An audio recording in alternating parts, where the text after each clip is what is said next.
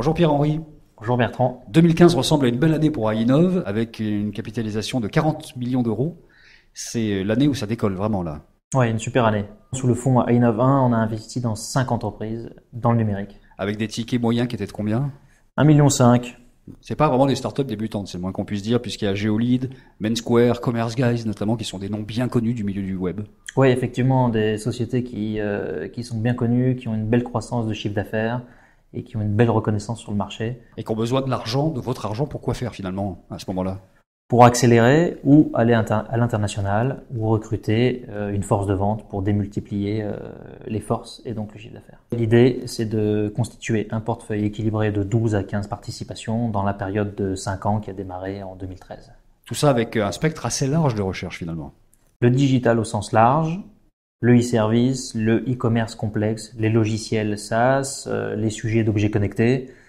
C'est effectivement assez large, mais on est plutôt à l'aise avec les sujets B2B quand même. La capitalisation des 40 millions d'euros s'est faite notamment avec pas mal de family office, il y en a plus d'une quarantaine, qui ressemble un petit peu à votre histoire de famille aussi, de famille d'investisseurs. On a des family office, des entrepreneurs, des secteurs plutôt traditionnels, des entrepreneurs du web aussi.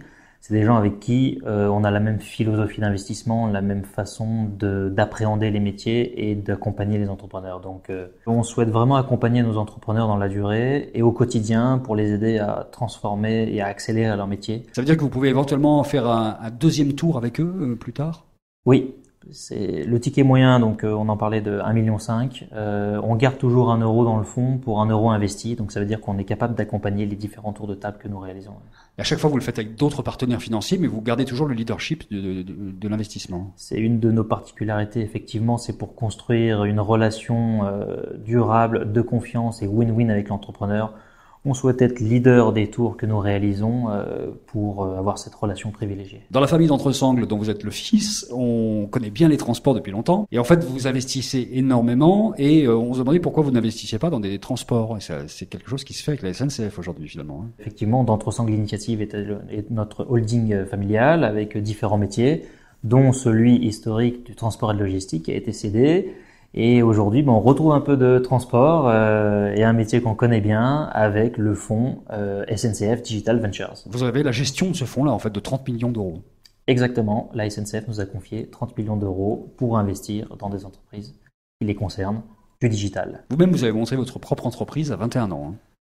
Exact. J'ai été entrepreneur, je crois que c'est l'ADN familial en fait. Je me pose toujours la question de savoir si c'est dans les gènes ou si c'est une transmission d'un état d'esprit. Et en fait, je pense que c'est plutôt d'être au quotidien avec des personnes qui sont entrepreneurs, qui entreprennent tous les jours, qui prennent des risques. C'est ça qui vous donne l'envie d'aller créer des choses et de révolutionner les usages du quotidien.